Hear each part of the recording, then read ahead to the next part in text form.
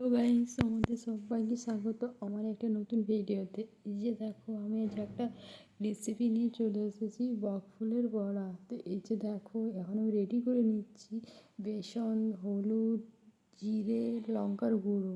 তোমরা চাইলে লঙ্কার গুঁড়ো নাও দিতে পারো, আমি এখানে স্বাদের জন্য নিয়েছি। এই যে আস্তে আস্তে সব তোমরা মিশিয়ে নেবে, কিছুটা চিনি অ্যাড করতে পারো, আমি এখানে চিনি দিইনি, আমার মিষ্টি ভালো লাগে না তাই।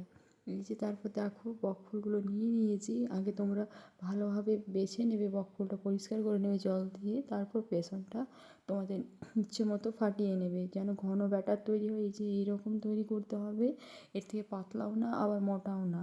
তারপর কিছু একটা জল নিয়ে বাটিতে ফুলগুলো একদম ভালোভাবে পরিষ্কার করে নিতে হবে। এই যে দেখো, হালকা করে ধুয়ে নেবে। ধুয়ে নেওয়ার পর একটা তোমরা ছাঁকনিতে ছেঁকে নেবে, যাতে কোনো জল না থাকে এর মধ্যে। তারপর একটা একটা এভাবে বেসনে এর মধ্যে কিছুটা ব্যাটার লাগিয়ে তোমরা তেলের মধ্যে দিয়ে দেবে।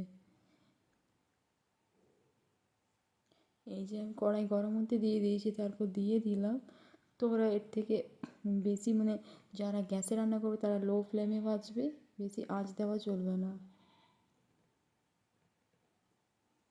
তারপর আস্তে আস্তে ভেজে নেবে। এই যে দেখো, আমি একটা দেখাচ্ছি তোমাদেরকে। এই যে দেখো কত সুন্দর হয়েছে, বেশ মুচমুচে। তোমরা চাইলে চালের গুঁড়ো অ্যাড করতে পারো, এখানে আমি চালের গুঁড়ো অ্যাড করিনি, তোমরা চাইলে দিতে পারো। এই যে দেখো, আমাদের পুরো প্লেট রেডি হয়ে গেছে। ভীষণ সুন্দর হয়েছিল খেতে। এই যে তোমাদেরকে ভেঙে দেখালাম, খুবই সুন্দর হয়েছে খেতে।